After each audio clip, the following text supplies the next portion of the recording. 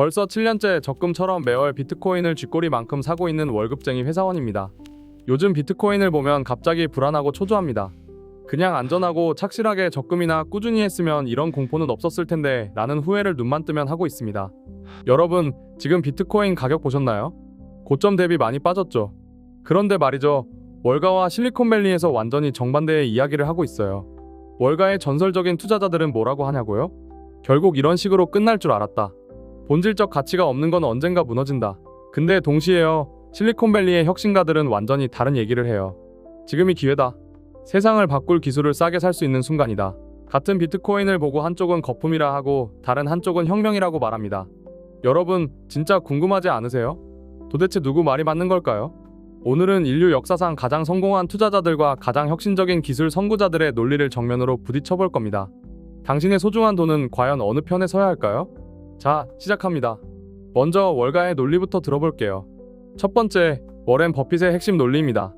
버핏은 평생 한 가지 원칙으로 투자해왔어요. 가치를 생산하는 자산에만 투자하라. 그가 비트코인을 비판한 핵심이 뭐냐면요.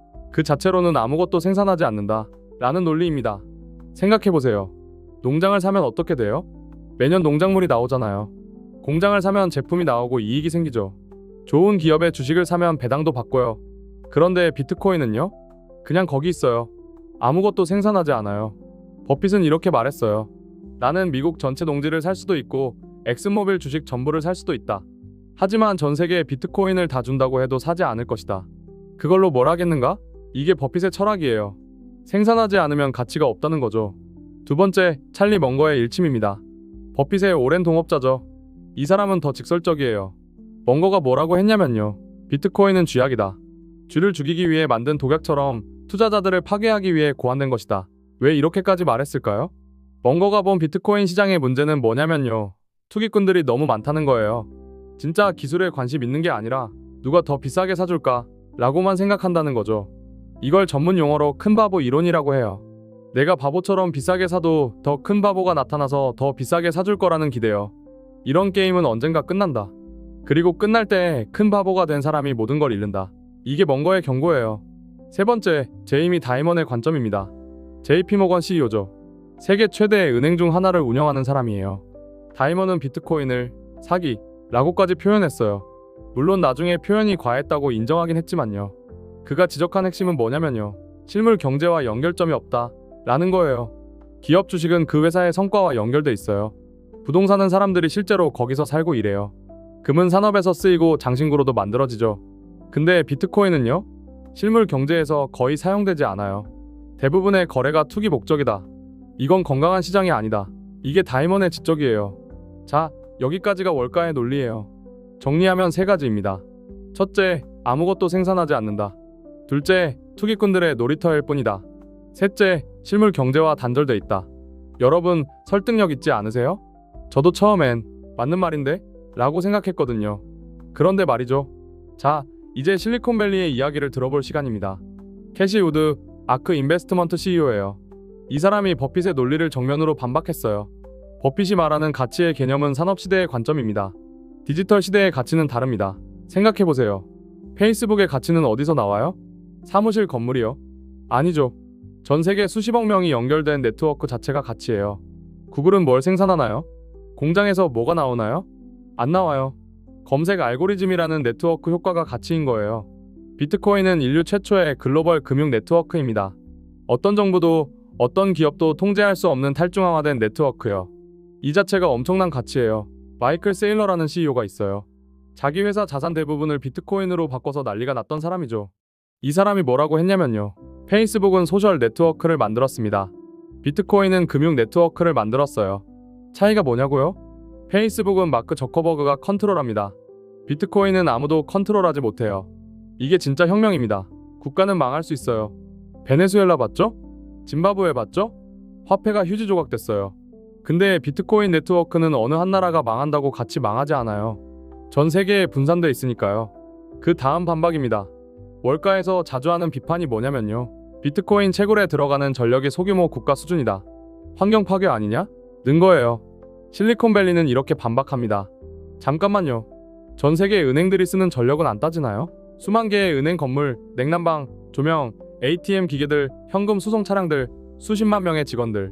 이게 다 전력 안 쓰나요? 그리고 더 중요한 포인트가 있어요.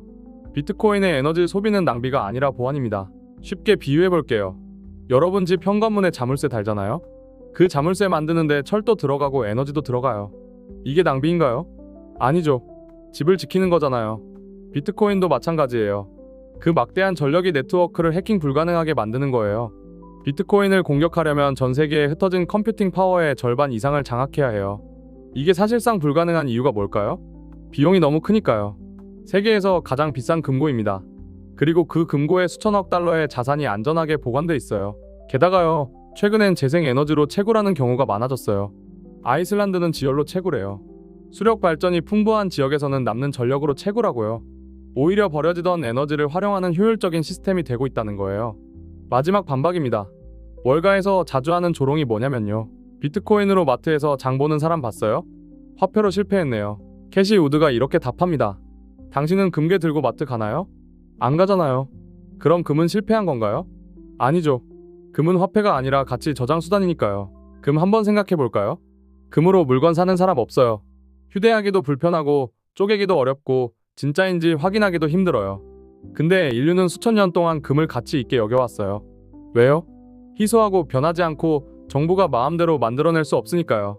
여기서 핵심이 나옵니다. 금융위기 때마다 정부는 뭘 하나요? 돈을 찍어내요. 작년에도 재작년에도 계속 찍어냈어요. 여러분 통장에 돈이 있다고 쳐요. 근데 정부가 돈을 계속 찍어내면 어떻게 돼요? 그 돈의 가치가 떨어지는 거예요. 비트코인은 누구도 더 만들어낼 수 없습니다. 수학적으로 정해진 개수밖에 존재할 수 없어요. 대통령도 연준 의장도 그 누구도 비트코인을 더 찍어낼 수 없어요. 지금 인플레이션으로 고통받는 나라들 보세요. 아르헨티나, 터키, 나이지리아. 이런 나라에서 비트코인이 폭발적으로 늘어나는 이유가 뭘까요? 자기 나라 돈을 믿을 수 없으니까요. 어제 가치가 있던 게 오늘 휴지가 되는 걸 경험한 사람들에게 비트코인은 생존수단이에요. 비트코인의 목표는 일상 결제가 아닙니다. 정부의 무분별한 화폐 발행으로부터 자산을 지키는 디지털 금입니다. 자, 여러분. 여기까지 들어보니까 어때요? 결국 이 전쟁은 무엇인가? 이건 단순히 비트코인 가격의 문제가 아니에요. 검증된 과거를 신뢰하는 월가와 불확실한 미래에 베팅하는 실리콘밸리의 철학 전쟁입니다. 월가는 묻습니다. 수백 년간 작동해온 투자 원칙을 무시하고 실체도 모호한 디지털 코드에 돈을 거는 게 현명한가? 실리콘밸리는 반문합니다. 과거에 옳았던 게 미래에도 옳다는 보장이 있나요? 세상이 변하는데 왜 생각은 그대로인가요? 생각해보세요. 과거에는 뭐가 가치 있었어요? 땅, 금, 공장이었어요. 손에 잡히는 것들이었죠. 근데 지금은요. 구글, 페이스북, 아마존 이런 기업들의 가치는 뭐예요? 대부분 무형 자산이에요. 코드, 알고리즘, 네트워크예요. 시대가 바뀌면 가치의 기준도 바뀝니다. 여기서 질문이 생깁니다. 여러분은 어느 편인가요? 검증된 농장을 살 것인가요? 아니면 검증되지 않은 프로토콜에 투자할 것인가요? 워렌 버핏처럼 생각할 것인가요? 아니면 캐시 우드처럼 생각할 것인가요? 저는 여러분에게 이걸 사라 혹은 저걸 팔아라 고 말하지 않을 거예요.